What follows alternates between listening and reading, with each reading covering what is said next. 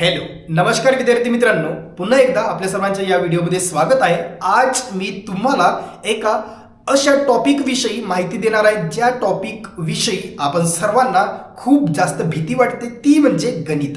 तर गणित हा जो काही विषय आहे हा खूप अवघड नाही, पण त्याला आपण काय केलेलं आहे, अवघड बनवलेलं आहे। आणि हीच अवघडता आणखी कशी सुलभ करता येईल, ही जी काही काठिण्य पातळी आहे ही काठिण्य पातळी कशी कमी करता येईल, यासाठी आपण घेऊन आलेलो आहोत हँड्स ऑन लर्निंग ही जी काही कन्सेप्ट आहे, ही कन्सेप्ट आपण TLM द्वारे आपण काय करतो, ती कन्सेप्ट पूर्ण करण्याचा प्रयत्न करतो। आता हँड्स ऑन लर्निंग म्हणजेच काय की एखादा विद्यार्थी जर एखादी वस्तू हाताळून जर शिकत असेल तर ती शिकत असताना विद्यार्थ्याची जी काही स्मरणशक्ती आहे आणि विद्यार्थ्याची जी काही संकल्पना स्पष्ट करण्याची जी काही शक्ती आहे ती शक्ती 80% वाढते।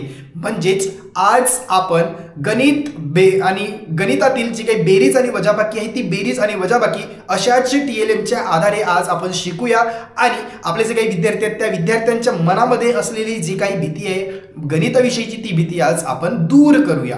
तर चला विद्यार्थी मित्रांनो, आता आपण बघूया बेरीज आणि वजाबाकी आपण या कार्ड्सच्या माध्यमातून कशा पद्धतीने सहज आणि सुलभ पद्धतीने शिकूया। तर सर्वात आधी हा जो काही कार्ड्स आहे हा कार्ड्स तुम्ही या ठिकाणी ओपन करू शकता। ओपन केल्याच्या नंतर तुम्हाला या ठिकाणी काही असे कार्ड्स तुम्हाला या ठिकाणी दिसतील। तर हे कार्ड्स सर्वात आधी बाहेर काढायचे आहेत। हे बाहेर काढल्याच्या नंतर तुम्ही या ठिकाणी बघू शकता। तर हे जे काही कार्ड्स आहेत हे कार्ड्स तुम्ही बाहेर काढले। बाहेर काढल्याच्या नंतर आपल्याला या ठिकाणी बघायचं आहे की सर्वात आधी विद्यार्थ्यांना हे कार्ड्स त्यांना दाखवत असताना देत असताना या ठिकाणी विद्यार्थ्यांना तुम्हाला प्रश्न विचारायचे की हे जे काही या ठिकाणी तुम्हाला दिसतोय तर यामध्ये सम आणि विषम संख्या कुठली। आता सम आणि विषम संख्या कोणते बघतील तर विद्यार्थ्यांना हे जे काही या ठिकाणी दिसत आहे तर या ठिकाणी दिसत असलेले सम आणि विषम संख्या विद्यार्थ्यांना ओळखायला सांगा आणि ते वेगळे करायला सांगा। ही झाल्याच्या नंतर ही ॲक्टिव्हिटी पूर्ण झाल्याच्या नंतर विद्यार्थ्यांना या ठिकाणी बेरीज आणि वजाबाकीचे जे काही कार्ड्स आहेत ते बेरीज आणि वजाबाकीचे कार्ड्स वेगळे वेगळे करायला सांगा। विद्यार्थी काय करतील, बेरीज आणि वजाबाकीचे कार्ड्स वेगळे वेगळे करतील। मग हे कार्ड्स वेगळे केल्याच्या नंतर सर्वात आधी विद्यार्थ्यांना हे जे काही कार्ड्स आहे या कार्ड्सचं जे काही आपण वापर करतोय तर ते वापर कसं करायचं हे आपण या ठिकाणी विद्यार्थ्यांना काय करायचं, सांगायचं आहे। ठीक आहे, तर या ठिकाणी आतापर्यंत आपण काय केलं आहे तर हे जे काही कार्ड्स आहेत या कार्ड्सला आपण वेगळं केलेलं आहे। ओके, आता या ठिकाणी दोन्ही कार्ड्स वेगळे वेगळे झालेले आहेत। या ठिकाणी आपण वजाबाकीचे कार्ड्स घेतले, या ठिकाणी आपण बेरजेचे कार्ड्स घेतलं। तर हे जे काही कार्ड्स आहेत हे कार्ड्स विद्यार्थ्यांना वाटायचे आहेत। प्रत्येक विद्यार्थ्यांना जर तुम्हाला 2 जर देता येत असतील तर 2 द्या किंवा एक विद्यार्थ्याला एक द्या।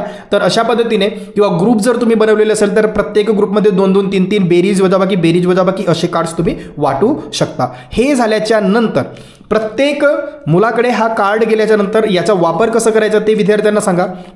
आता या ठिकाणी किती संख्या दिसत आहे, सर्वात आधी ती दिसण्याआधी हा कार्ड कशाचा आहे, बेरजेचा आहे की वजाबाकीचा आहे हे विद्यार्थ्यांना ओळखायला सांगा। या चिन्हावरून विद्यार्थी बेरीज आहे की वजाबाकी आहे ती ओळखेल। ओळखल्याच्या नंतर विद्यार्थ्यांना विचारा की विद्यार्थ्यांना सांगा की हा जो काही कार्ड आहे तो कार्ड तुम्ही पलटवलं तर पलटवल्याच्या नंतर तुम्हाला या ठिकाणी आणखी एक गोल दिसतो। तो जो काही गोल आहे हा गोल फिरतो। ओके, हा गोल फिरत आहे।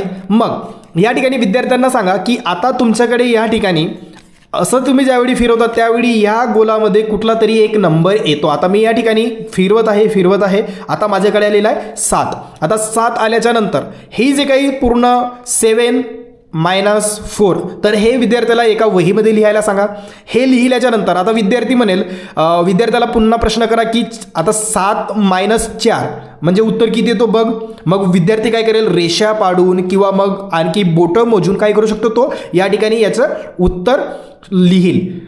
उत्तर लिहिल्याच्या नंतर विद्यार्थ्याला सांगा की मागे पलटवा। मागे पलटविल्याच्या नंतर या ठिकाणी उत्तर तुम्हाला दिसतोय 3। मग तुमचा उत्तर बरोबर आहे का, हा उत्तर बरोबर आहे का ते चेक करायला सांगा। हे चेक करत असताना शिक्षकांनी किंवा त्या ठिकाणी असलेला त्यांचा जो ग्रुप असेल तर त्या ग्रुपमधल्या मित्रांकडून विद्यार्थ्यांना याविषयीची जी काही खात्री आहे ती खात्री करून घ्यायची आहे। आणि अशा पद्धतीने हा जो काही वजाबाकीचा कार्ड्स आहे मतलब सबट्रॅक्शन कार्ड आहे, वजाबाकीचा जो काही कार्ड आहे या कार्डचा वापर विद्यार्थी अशा पद्धतीने करू शकतो। अशाच पद्धतीने बेरजेचा सुद्धा कार्ड, तर सर्वात आधी विद्यार्थ्यांना खात्री करायला सांगा की त्यांच्याकडे असलेला जो काही कार्ड आहे तो कार्ड बेरजेचाच आहे की वजाबाकीचा आहे। तर हा बेरजेचा कार्ड आहे, या चिन्हावरून आपल्याला लक्षात येतो। याचाही वापर करत असताना विद्यार्थ्यांना सांगा की या ठिकाणी मागे तुम्हाला एक गोल दिसेल, तो गोल फिरतो, चक्का जो आहे तो हा चक्का गोल फिरतो. तो गोल फिरत असताना काही नंबर्स या ठिकाणी विद्यार्थ्यांना दिसतील, काही नंबर्स या बाजूला सुद्धा दिसतील. मग विद्यार्थ्यांना सांगा की तुम्ही ज्यावेळी गोल फिरवता, गोल फिरवल्याच्या नंतर या ठिकाणी काय आलं तर 5 अधिक 9ची बेरीज आली. आता 5 अधिक 9 विद्यार्थ्यांना वहीमध्ये लिहायला सांगा.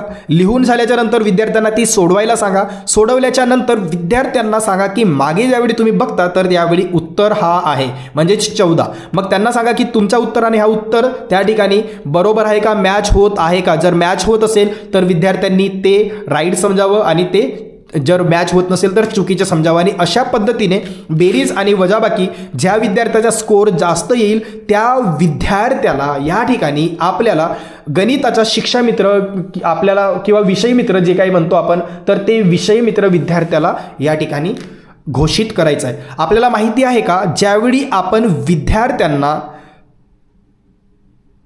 तर अशा पद्धतीने हे जे काही कार्ड्स आहेत बेरीज आणि वजाबाकी, तर या बेरीज आणि वजाबाकी कार्ड्सचा वापर करून आपण विद्यार्थ्यांना शिकवू शकतो. धन्यवाद.